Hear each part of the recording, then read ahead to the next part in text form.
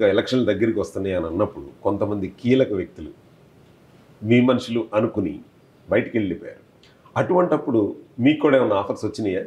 అంటే నా నైజం ఎప్పుడు కూడా నేను చాలా పట్టుదలతో ఉంటాను.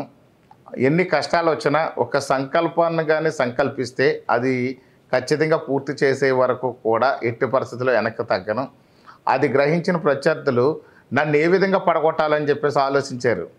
అంటే ముఖ్యంగా చూస్తే నా దగ్గర పనిచేసే అంబులెన్స్ డ్రైవర్, మా ట్రస్ట్లో ఏదైతే మేము 3 ఉచిత అంబులెన్స్లు పెట్టి ప్రజలకు సేవ చేస్తున్నామో ఒక అంబులెన్స్ డ్రైవర్తోనే ఎస్ఎస్టీ అట్రాసిటీ కేసు పెట్టించారు.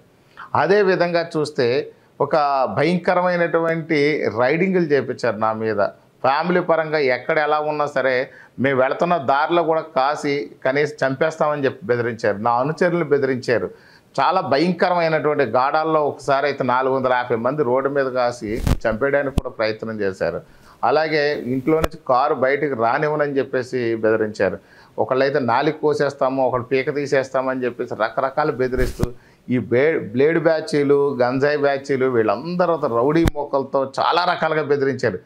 ఏది బెదిరించినా నా సంకల్పం ఒకటే సంకల్పించేటప్పుడు, నేను పోతే నా భార్య రెడీగా ఉంది, నా భార్య పోతే నా బిడ్డలు రెడీగా ఉన్నారు, సమాజానికి మాత్రం సేవ చేయడం ఖచ్చితంగా మా ఇంటి నుంచి సేవ చేస్తాము, ఇది నా సంకల్పం, దీనికి పవన్ కళ్యాణ్ గారి ఆశీస్సులు ఉన్నాయి, ప్రజల ఆశీస్సులు ఉన్నాయి, జన సైనికుల సపోర్ట్ ఉంది అనే దృఢ నిశ్చయంతో మేము ముందుకెళ్ళాము. వెళ్ళినప్పుడు వాడు ఎన్ని భయంకరమైన కేసులు పెడతారు, 33 కేసులు పెట్టారు నా మీద.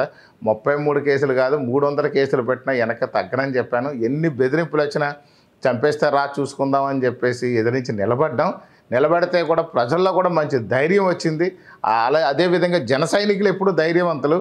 ఎప్పుడైతే ఒక మంచి నాయకుడు స్థానికంగా వచ్చాడని తెలిసిందో, ఒక జన సైనికుడిగా నేను పార్టీలో జాయిన్ అయితే ఈ నా సేవలు, ఇక్కడ నా ధైర్యాన్ని, నేను ప్రజలకు చేస్తున్న సపోర్టు, జన సైనికులందరినీ కూడగట్టుకుని ముందుకు వెళుతున్నటువంటి తీరును చూసి పవన్ కళ్యాణ్ గారు ఆ రోజు నన్ను పిలిచి ఇన్ఛార్జ్ ఇవ్వడం జరిగింది.